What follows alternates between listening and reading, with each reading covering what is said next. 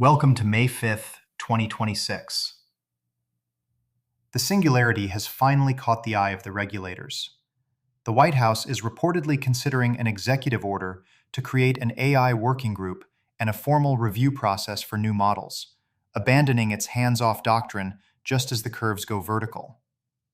Anthropic co-founder Jack Clark now puts the odds of recursive self-improvement by the end of 2028 at 60%, based on hundreds of public data sources. The benchmarks are catching up to the forecast. Andon Labs' new Blueprint Bench 2 finds GPT 5.5 hitting 36.2% at converting apartment photos into 2D floor plans, closing on the 58.6% human baseline, while University of Chicago researchers report frontier coding agents can now autonomously implement an AlphaZero pipeline for Connect 4 at a level comparable with external solvers. Meanwhile, the agentic stack is reshuffling. OpenAI's Codex has overtaken Claude Code in downloads a week after GPT 5.5 shipped, and OpenAI is adding optional AI-generated pets to Codex as floating overlays that announce task completions. Because if your code is going to write itself, it might as well come with a Tamagotchi. Capital is racing to financialize the recursion. Anthropic just unveiled a $1.5 billion joint venture with Blackstone, Goldman Sachs, and Hellman & Friedman to push AI into private equity portfolio companies, while OpenAI finalized a parallel $10 billion JV with TPG, Brookfield, Advent, and Bain.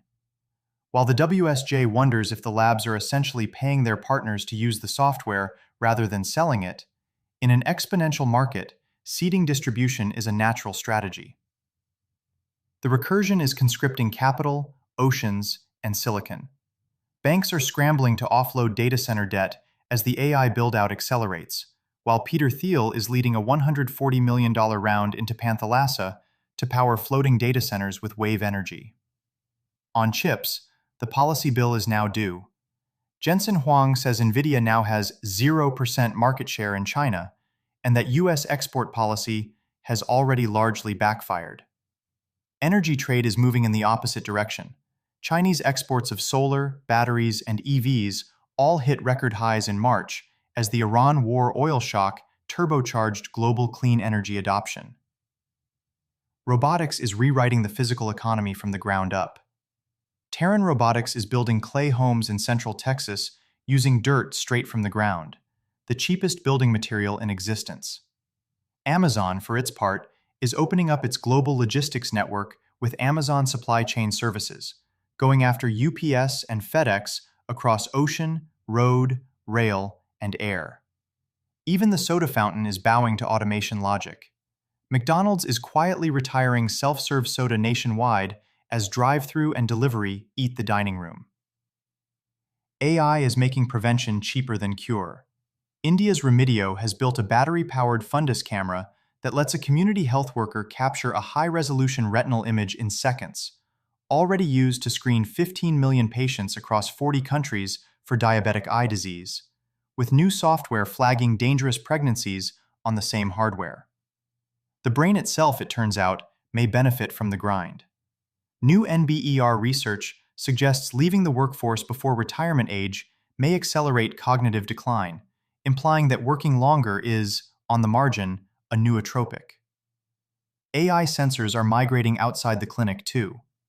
Pano AI's high-definition cameras and satellite feeds are spreading across the fire-prone West as record heat and a thin snowpack threaten a brutal wildfire season. The cosmos is appearing profligate with planets, but parsimonious with physics. Researchers have discovered 27 potential new Tatooine planets orbiting 2 stars, more than doubling the known circumbinary catalog. On the physics side, cosmologists just confirmed Newton's law of gravity at the scale of galaxy clusters hundreds of millions of light-years apart, tightening the noose on Mond and reminding us that some 17th century code still ships in production. Even institutions are pricing in the recursion. Senator Adam Schiff's bipartisan LIFT AI Act, endorsed by OpenAI, Google, and Microsoft, would hardwire AI literacy into K-12 and empower the NSF to fund AI curricula at scale. Across the Atlantic, hardware is being returned to its owner. Starting February 2027, new EU phones and tablets must have user-replaceable batteries, shipping right to repair into your pocket. The courtroom theater is loud but distracting. Kalshi traders now put Elon Musk's odds of beating OpenAI in court at 37%.